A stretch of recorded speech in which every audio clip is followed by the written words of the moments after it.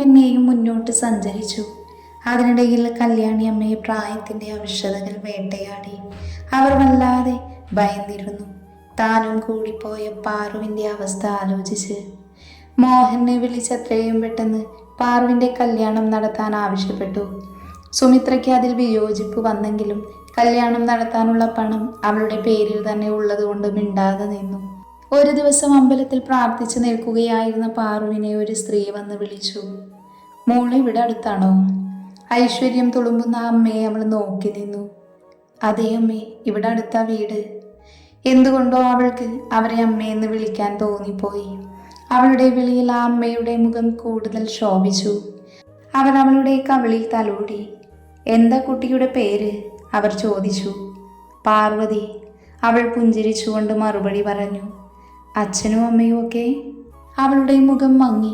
ചെറുതായി തല ഉയർത്തിക്കൊണ്ട് അവൾ മുകളിലേക്ക് നോക്കി പറഞ്ഞു. അച്ഛനും അമ്മയും. അവർക്ക് അവളോട് വല്ലാത്ത അടുപ്പം തോന്നി. അവർ അവളുടെ തലയിൽ പതിയെ തലോടി. പെട്ടെന്ന് ആകാശം മങ്ങാൻ തുടങ്ങി. കുട്ടി, മഴ വരുന്നു എന്നാ തോന്നുന്നത്. നടന്നിട്ടല്ലേ വന്നേ, വാ മോളെ, ഞാൻ കൊണ്ടുവിടാം. അവൾ അവളുടെ കവിളിൽ പിടിച്ചുകൊണ്ട് പറഞ്ഞു. അയ്യോ, അതൊന്നും വേണ്ട അമ്മേ, ഞാൻ പൊയ്ക്കോളാം. അവൾ വിനയത്തോടെ നിരസിച്ചു. എന്താ മോളെ എൻ്റെ കൂടെ വരാൻ? അവർ പറഞ്ഞു നിർത്തി. അയ്യോ, അങ്ങനെയല്ല അമ്മേ. എന്നാ വാ. അവർ അവളെയും കൊണ്ട് കാറിൻ്റെ അടുത്തേക്ക് നടന്നു. മടിച്ചാണെങ്കിലും അവളും അവരുടെ കൂടെ നടന്നു. എന്തുകൊണ്ടോ അവൾക്ക് അവരെ വല്ലാതെ ഇഷ്ടപ്പെട്ടിരുന്നു. തറവാടിൻ്റെ മുന്നിൽ കാറ് നിന്നതും ചുറ്റും ആളുകളെ കണ്ടവൾ നെറ്റിച്ചുളിച്ചു. പിന്നെ വേഗത്തിൽ ഉള്ളിലേക്ക് ഓടി. ഉമ്മറത്ത് തൻ്റെ മുത്തശ്ശിയെ വെള്ള പുതച്ചു ചുറ്റും ആളുകൾ നിൽക്കുന്നത് കണ്ട് അവൾ തറഞ്ഞു നിന്നു. കണ്ണുനീർ ഒലിച്ചിറങ്ങി. അനങ്ങാനാവാതെ അവൾ ആ നിൽപ്പ് തുടർന്നു. മോഹൻ വന്ന് അവളെ ചേർത്ത് പിടിച്ചു. അവളൊന്നും അറിയുന്നുണ്ടായിരുന്നില്ല.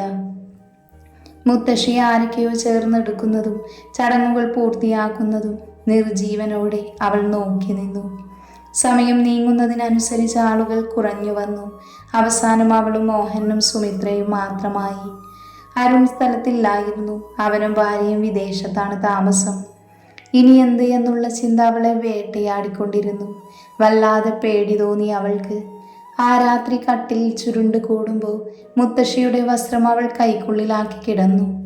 കുറച്ചു ദിവസം മോഹനന്റെ നിശബ്ദത്തിൽ സുമിത്ര അവിടെ നിന്നു. അവരുടെ പ്രവൃത്തിയും മുറുമുറുപ്പും അവളെ വല്ലാതെ സങ്കടപ്പെടുത്തി. അപ്പോഴാണ് സുഭദ്ര അവിടേക്ക് വരുന്നത്. അമ്പലത്തിൽ വെച്ച് പാറുവിനെ കണ്ടതും തൻ്റെ മകനു വേണ്ടി അവളെ തരണമെന്നും അവർ മോഹനോട് അഭ്യർത്ഥിച്ചു. എന്തുകൊണ്ടോ അവരുടെ പെരുമാറ്റം അയാൾക്ക് ഒത്തിരി ഇഷ്ടപ്പെട്ടു. പാറുവിനോട് പറഞ്ഞെങ്കിലും അവരുടെ ഭാഗത്തുനിന്നൊരു എതിർപ്പും ഉണ്ടായിരുന്നില്ല. സുമിത്രയ്ക്ക് മോഹനും താനൊരു ഭാരമാകരുത് എന്ന ചിന്ത അവൾക്കുണ്ടായിരുന്നു. കല്യാണം വരെ അവൾ ആരെയോ കെട്ടുന്നതാണെന്ന് അറിഞ്ഞില്ല. ആരും പറഞ്ഞതുമില്ല. അവൾ അത് ചോദിച്ചതുമില്ല. എന്നാലും കണ്ണടയ്ക്കുമ്പോൾ തൻ്റെ മനസ്സിൽ വരുന്ന ആ നുണക്കുഴിക്കാരനെ അവൾ മനഃപൂർവ്വം അവഗണിച്ചു. കല്യാണ വേഷത്തിൽ മണ്ഡപത്തിലേക്ക് ചെന്ന അവള് തല ഉയർത്തി നോക്കിയപ്പോൾ ഞെട്ടിത്തരിച്ചുപോയി. ശ്വാസം വിലങ്ങുന്നത് പോലെ തോന്നി അവൾക്ക്. തൻ്റെ അടുത്തിരിക്കുന്ന സിദ്ധുവിനെ കണ്ട് അവളുടെ കണ്ണുകൾ നിറഞ്ഞു തുളുമ്പി. എന്താ നടക്കുന്നെന്ന് മനസ്സിലാക്കാൻ അവൾ പ്രയാസപ്പെട്ടു. തലചരിച്ച് നോക്കി അവൾ കാണുന്നത് നിറഞ്ഞ മനസ്സോടെ ചിരിക്കുന്ന സുഭദ്രയെയാണ്. എന്നാൽ അവരുടെ അടുത്ത് തന്നെ നോക്കി നിൽക്കുന്ന വേറൊരു മുഖം അവൾ കണ്ടിരുന്നു. ആ കണ്ണുകളിൽ തന്നോടുള്ള വാത്സല്യം നിറഞ്ഞു നിൽക്കുന്നത് അവൾ നോക്കി നിന്നു. പരിചിതമാണ് തനിക്ക് ആ മുഖം. എന്നാലും ആരാണെന്ന് ഓർക്കാൻ സാധിക്കുന്നില്ല. അവൻ അവളോട് കണ്ണു ചിമ്മി ചിരിച്ചു. അവളും തിരിച്ച് പുഞ്ചിരിച്ചുകൊണ്ട് തിരിഞ്ഞു. സിദ്ധുവിൻ്റെ മുഖം കണ്ടപ്പോൾ തന്നെ അവൾക്ക് മനസ്സിലായി ഈ കല്യാണം ഒരിക്കലും അവൻ ആഗ്രഹിച്ചിരുന്നില്ല എന്ന്. ഇനി താൻ കാരണം അവന് കൂടി വേദന സൃഷ്ടിക്കുമോ എന്ന് അവൾ ഭയന്നു. താലി കെട്ടിക്കൊള്ളൂ. പൂജാരിയുടെ വാക്കുകളിൽ അവൾ കണ്ണുകൾ അടച്ച് കൈകൂപ്പി. അവൻ താലി കെട്ടുമ്പോൾ ഒരിക്കലും ഈ താലി തന്നിൽ നിന്നും വേർപെടരുത് എന്ന് അവൾ മനമുരുകി ഈശ്വരനോട് പ്രാർത്ഥിച്ചിരുന്നു. പെട്ടെന്ന് തോളിൽ ഒരു കരസ്പർശമേറ്റവൾ തിരിഞ്ഞു നോക്കി. എന്താ ചേച്ചി ഇവിടെ നിൽക്കുന്നേ? ചിരിച്ചുകൊണ്ട് തന്നോട് ചോദിക്കുന്ന ദേവുവിനെ കണ്ടവൾ പുഞ്ചിരിച്ചുകൊണ്ട് മറുപടി പറഞ്ഞു. ഏയ്, ഒന്നുമില്ല മോളെ, വെറുതെ നിന്നതാ. അവൾ ഷീൽമുടിയിട്ട് കൈകളെ പൊടി തട്ടിക്കൊണ്ട് പറഞ്ഞു. ഇത് സിദ്ധുവേട്ടൻ്റെയാ, പക്ഷേ ഇപ്പോൾ ഇത് ഉപയോഗിക്കാറില്ല. പണ്ട് കോളേജിൽ പോകാൻ ഇത് തന്നെ വേണമായിരുന്നു. ശരിക്കും സിദ്ധുവേട്ടന് ഇങ്ങനെയൊന്നുമല്ലായിരുന്നു. ദേവ് മുറ്റത്തേക്ക് നടന്നുകൊണ്ട് പറഞ്ഞു. പാറുവും അവളുടെ പിറകെ നടന്നു. ഒരു കേൾവിക്കാരിയായി. ചേച്ചിക്കറിയോ, സുഭദ്രാമെന്ന് പറഞ്ഞ ഇവർക്ക് ജീവനാ, പ്രത്യേകിച്ച് സിദ്ധുവേട്ടന്. സങ്കടപ്പെടുത്തുകയേയില്ല, എപ്പോഴും കൂടെ ഉണ്ടാവും. ഇവരുടെ അച്ഛൻ മരിച്ചതിന് ശേഷം ഒരിക്കലും ആ കണ്ണു നിറയുന്നത് ഞാൻ കണ്ടിട്ടില്ല. അപ്പം അമ്മയുടെ വാക്ക് നിരസിക്കാനാവാതെയാണ് തന്നെ സ്വീകരിച്ചത് എന്ന് അവൾക്ക് മനസ്സിലായി. പാറു അതോർത്തൊന്ന് ചിരിച്ചു. ഇടയ്ക്കെപ്പോഴോ ചേട്ടൻ മാറി തുടങ്ങി. പഴയ ചിരിയില്ല, സംസാരമില്ല, ആകെ കൂടിയൊരു വിഷാദഭാവം. എന്താ എന്നൊന്നും ആരും ചോദിക്കാൻ പോയില്ല. ഇതിലേറ്റവും വിഷമിച്ചത് അമ്മയും അജുവുമായിരുന്നു. എന്നും രാത്രി അടികൂടിയും കളിച്ചും ചിരിച്ചും കഴിഞ്ഞിരുന്ന വീട് ഭിന്നത ഇങ്ങനെയായി. കല്യാണക്കാര്യം പറഞ്ഞ് സുഭദ്രാമ്മ വരുമ്പോഴൊക്കെ ഏട്ടൻ ഒഴിഞ്ഞു മാറും.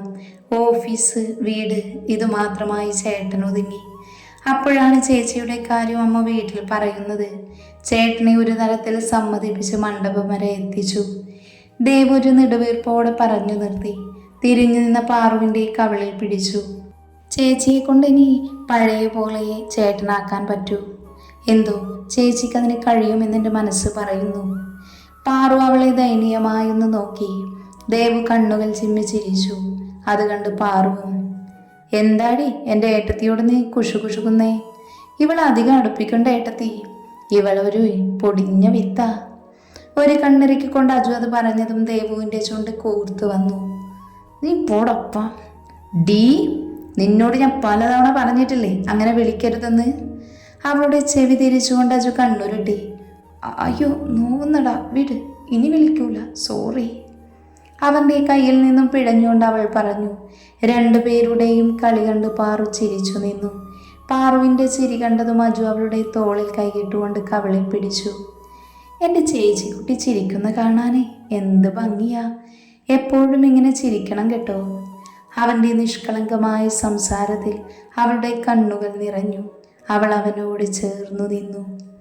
റൂമിൽ ജനലിൻ്റെ അഴികളിൽ പിടിച്ച് ഇരുട്ടിലേക്ക് നോക്കി നിൽക്കുകയായിരുന്ന സിദ്ധു. അവൻ്റെ മനസ്സിലൂടെ പല ചിന്തകളും കടന്നുപോയി. തൻ്റെ ജീവിതത്തിൽ ഇനിയൊരു പെണ്ണുണ്ടാവില്ലെന്ന് തീരുമാനിച്ചതാണ്. എന്നാലും അമ്മയുടെ വാക്കിന് മുന്നിൽ തോറ്റു പോകേണ്ടി വന്നു. വെറുപ്പായിരുന്നു എല്ലാ പെണ്ണുങ്ങളോടും. ജീവിതം തന്നെ മടുത്തിരിക്കുകയായിരുന്നു. എന്നാൽ അമ്മയുടെ സങ്കടം കാണുവാൻ സാധിച്ചിരുന്നില്ല. അമ്മയുടെ മുന്നിൽ മാത്രം അവളെ ഭാര്യയായി കണ്ടു. അവളോട് കയർത്ത് സംസാരിച്ചതും ഉപദ്രവിച്ചതും അവളായി തന്നെ ഒഴിഞ്ഞു പോകട്ടെ എന്ന് വിചാരിച്ചാണ്. എന്നാൽ എന്തുകൊണ്ടോ അവളുടെ കണ്ണുകൾ നിറയുന്നത് കാണുമ്പോൾ, അവൾ സങ്കടപ്പെടുന്നത് കാണുമ്പോൾ തൻ്റെ മനസ്സും വിങ്ങിയിരുന്നു. തൻ്റെ കണ്ണുകളും നിറഞ്ഞിരുന്നു. അവൻ കണ്ണുകൾ അടച്ച് നെറ്റി തടവി. അവൻ്റെ മനസ്സിൽ പാറുവിനെ ആദ്യമായി കണ്ടത് ഓർമ്മ വന്നു. മണ്ഡപത്തിൽ കണ്ണുകൾ അടച്ച് കൈകൾ കൂപ്പി നിഷ്കളങ്കതയോടെ ഇരിക്കുന്ന പാറുവിൻ്റെ മുഖം ഓർത്തതും അവൻ്റെ ചുണ്ടിൽ ചെറിയൊരു പുഞ്ചിരി വിരിഞ്ഞു. അപ്പോഴാണ് പാറു വാതിലും തുറന്ന് അകത്തേക്ക് വരുന്നത്. അവൻ അവളെ ഒന്ന് നോക്കി. അഴിച്ചിട്ട നീളൻ മുടി ഒതുക്കിക്കൊണ്ടുവരുന്ന പാറുവിനെ കണ്ട് അവൻ ഇമച്ചിമ്മാതെ നോക്കി നിന്നു. തന്നെ നോക്കി നിൽക്കുന്ന സിദ്ധുവിനെ കണ്ടതും അവളൊന്ന് പകച്ചു. പിന്നെ വേഗത്തിൽ ഉള്ളിലേക്ക് കയറി വിരിയും തലയിണും എടുത്ത നിലത്തേക്ക് വിരിച്ചു. അവൻ ഒരു വേള അവളെ ദയനീയമായി നോക്കി. ഒരു തെറ്റും ചെയ്യാത്ത അവളെ താനിങ്ങനെ ഉപദ്രവിക്കുന്നത് ആലോചിക്കവേ അവനോട് തന്നെ ദേഷ്യം തോന്നി. താൻ ചെന്ന് കട്ടിൽ കിടക്ക്, അവൻ അവളെ നോക്കാതെ പറഞ്ഞു. അവൾ ഞെട്ടിക്കൊണ്ട് അവനെ നോക്കി. പിന്നെ പതുക്കെ പറഞ്ഞു, വേണ്ട, ഞാനിവിടെ കിടന്നോളാം. പറഞ്ഞു പൂർത്തിയാക്കും മുന്നേ അവൻ്റെ രൂക്ഷമായ നോട്ടത്തിൽ അവൾ വേഗം കയറി കിടന്നു. അത് കണ്ടവനൊന്ന് ചിരിച്ചുകൊണ്ട് വാതിലടച്ചു വന്ന് കിടന്നു. അവൻ വന്ന് കിടന്നതറിഞ്ഞെങ്കിലും അവൾ അനങ്ങാതെ കിടന്നു. കണ്ണുകൾ ഇറുക്കി അടച്ചു. ഹൃദയം വല്ലാതെ മിടിച്ചു. കൈകൾ നെഞ്ചിൽ വെച്ചുകൊണ്ട് അവൾ ശ്വാസത്തെ ക്രമപ്പെടുത്തി. താനടുത്ത് വന്ന് കിടന്നപ്പോൾ അവളിലുണ്ടായ മാറ്റം അവൻ ശ്രദ്ധിച്ചിരുന്നു. ഒരു വേള അവനിലും വല്ലാതെ തരിപ്പ് വന്നു. അവളുടെ ചന്ദനത്തിൻ്റെ മണം അവനെ അവളിലേക്ക് അടുപ്പിച്ചുകൊണ്ടിരുന്നു. കണ്ണുകൾ അടച്ച് സ്വയം നിയന്ത്രിച്ചുകൊണ്ടവൻ തിരിഞ്ഞു കിടന്നു. രാവിലെ ആദ്യം ഉണർന്നത് പാറു ആയിരുന്നു. തൻ്റെ അടുത്ത് നിഷ്കളങ്കമായി ഉറങ്ങുന്ന സിദ്ധുവിനെ അവൾ നോക്കി നിന്നു. അവൻ്റെ ഒരു കൈ തൻ്റെ ശരീരത്തിലാണെന്നറിഞ്ഞതും അവളൊരു പിടച്ചിലുണ്ടായി. അവളുടെ അനക്കം അറിഞ്ഞതും സിദ്ധു അവളെ ഒന്നുകൂടെ ചേർത്തു കിടത്തി. അവൻ്റെ ശ്വാസം അവളുടെ കണ്ണുകളിലും ചുണ്ടിലും പതിഞ്ഞു. അവൻ്റെ പിടുത്തത്തിൽ തെന്നി നീങ്ങിയ സാരിയിലൂടെ അവൻ്റെ കൈകൾ വയറിൽ അമർന്നതും അവൾ ശ്വാസം ഉള്ളിലേക്ക് വലിച്ചു വിട്ടു. അവൾ വല്ലാതെ വിറയ്ക്കുന്നുണ്ടായിരുന്നു. അവൻ ഉറക്കത്തിലാണെന്ന് കണ്ടതും അവൾക്ക് ചെറുതായൊരു ആശ്വാസം തോന്നി. പതിയെ അവനെ ഉണർത്താതെ അവൾ അവൻ്റെ കൈകൾ മാറ്റിവെച്ചുകൊണ്ട് എഴുന്നേറ്റു. അവളുടെ സാമീപ്യമില്ലാതായതും അവനൊന്ന് ചിണുങ്ങിക്കൊണ്ട് തിരിഞ്ഞു കിടന്നു. അത് കണ്ട് അവളൊന്ന് ചിരിച്ചു. പതിയെ അവൻ്റെ അടുത്തേക്ക് നടന്ന് മുട്ടുത്തിയിരുന്നു കൊണ്ട് അവൻ്റെ നെറ്റിയിൽ പതിഞ്ഞു കിടക്കുന്ന മുടിയിഴകളെ മാറ്റി അവനെ വാത്സല്യത്തോടെ നോക്കി നിന്നു.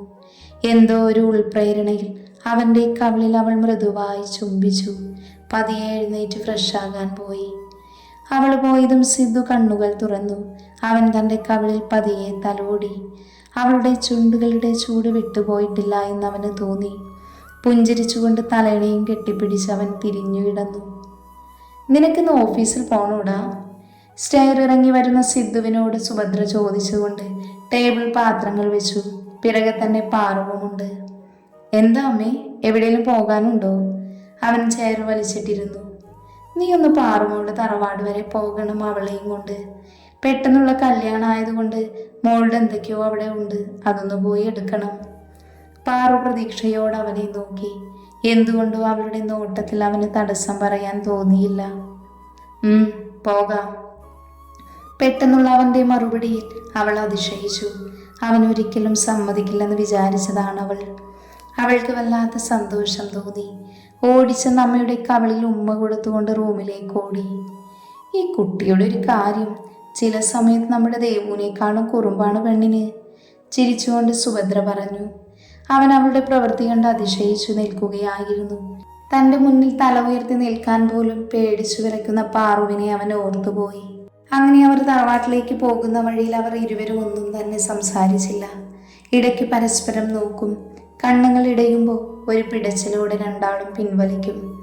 തറവാടിൻ്റെ മുന്നിൽ കാറു നിന്നതും അവൾ ചുറ്റിനും കണ്ണുകൾ പായിച്ചു. കരയിലകൾ നിറഞ്ഞ മുറ്റം വൃത്തികേടായിരിക്കുന്നു. പൂമുഖത്തൊക്കെ പൊടി പിടിച്ചിട്ടുണ്ട്. എന്നാലും പഴയ ശോഭ ഇതുവരെ പോയിട്ടില്ല. തറവാട്ടിൽ നിന്ന് മാറി അധിക നാളായിട്ടില്ല. എന്നാലും അവൾക്ക് കുറേ ദിവസത്തെ അകൽച്ച തോന്നി. സിദ്ധുവിനെ ഒന്ന് നോക്കിക്കൊണ്ട് അവൾ തറവാടിൻ്റെ പിറകുവശത്തേക്ക് നടന്നു. അവിടെ 3 അസ്ഥിത്തറകൾ അവളെ കാത്തിരിക്കുന്നുണ്ടായിരുന്നു. കൈകൾ കൂപ്പി നിന്ന് അവളുടെ കണ്ണുകൾ ചെറുതായി നിറഞ്ഞിരുന്നു. അവളുടെ പിറകെ വന്ന് സിദ്ധു കണ്ടുകൊണ്ട് അവളുടെ അടുത്തേക്ക് നടന്നെടുത്തു. തോളിൽ പിടിച്ച് അവളെ തിരിച്ചു നിർത്തി. അവൾ ദയനീയമായി അവനെ ഒന്ന് നോക്കി. അവൻ 2 കണ്ണുകളും ചിമ്മി കാണിച്ചു. തിരികെ അവൻ്റെ കൂടെ വരുമ്പോഴും അവൻ്റെ കൈ അവളുടെ തോളിൽ മുറുകുകയായിരുന്നു. പടികൾ കയറി അവൾ റൂമിലേക്ക് നടന്നു. അവനും പിന്നാലെ ചെന്നു. അവളുടെ റൂമിലേക്ക് കയറി അവൻ ഒരു വേള അതിശയിച്ചു പോയി.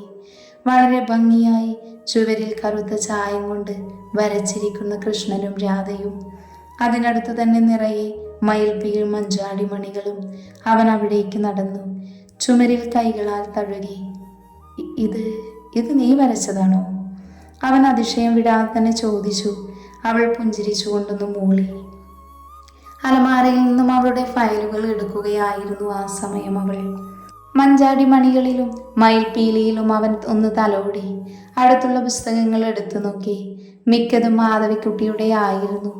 അവൻ ഓരോ ബുക്കുകളും മറിച്ചു നോക്കി. അതിനിടയിൽ ഒരു ബുക്ക് അവൻ്റെ ശ്രദ്ധയിൽപ്പെട്ടു. അത് കാണാൻ തന്നെ വല്ലാത്തൊരാകർഷണമുണ്ടായിരുന്നു. ആദ്യ പേജ് അവൻ മറിച്ചു നോക്കി. ഭംഗിയായി പാർവതി എന്ന് എഴുതിയിരിക്കുന്നു. അവൻ അതിലൂടെ വിരലുകൾ ഓടിച്ചു. കൗതുകത്തോടെ അടുത്ത പേജും മറിച്ചു. അതിൽ എൻ്റെ പ്രണയം എന്ന് ചുവന്ന മഷിയിൽ എഴുതിയിരിക്കുന്നു. അത് കാണുക അവൻ്റെ മനസ്സൊന്ന് പിടഞ്ഞു. പോകാം. പിറകിൽ അവളുടെ ശബ്ദം കേട്ടതും അവൻ പിടഞ്ഞുകൊണ്ട് തിരിഞ്ഞു നിന്നു. പുസ്തകം അവൾ കാണാതെ തൻ്റെ പിറകിൽ ഒളിപ്പിച്ചു. പോവാം. അവൻ അവളുടെ പിന്നാലെ നടന്നു. എന്തുകൊണ്ടോ അവന് വല്ലാത്തൊരു അസ്വസ്ഥത തോന്നി. അവൾ വരുന്നതിന് മുന്നേ കാറിൽ കയറി ബോണറ്റിൽ ബുക്ക് വെച്ച് കണ്ണുകൾ അടച്ചുകൊണ്ട് സ്റ്റിയറിങ്ങിൽ തലവെച്ച് കിടന്നു.